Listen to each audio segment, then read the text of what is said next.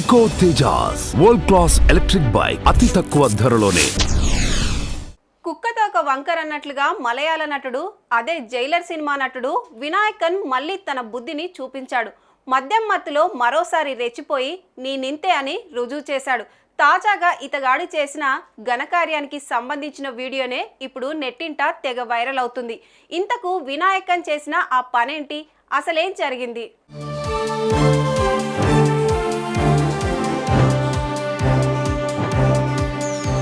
Jailer సినిమాలో worth అంటూ తన నటనతో వావ్ అనిపించిన మలయాళ నటుడు వినాయకన్ మరోసారి వివాదంలో చిక్కుకున్నాడు.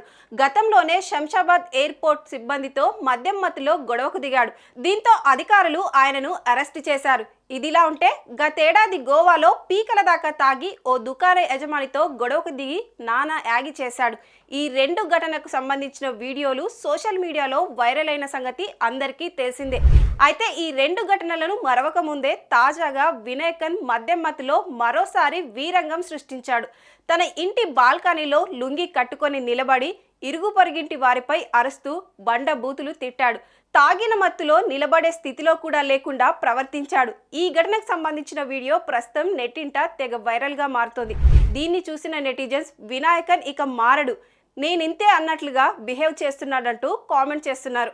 సుమన్ టీవీలో మీ పర్సనల్ అండ్ బిజినెస్ ప్రమోషన్స్ కోసం కింది నెంబర్కి కాంటాక్ట్ చేయండి.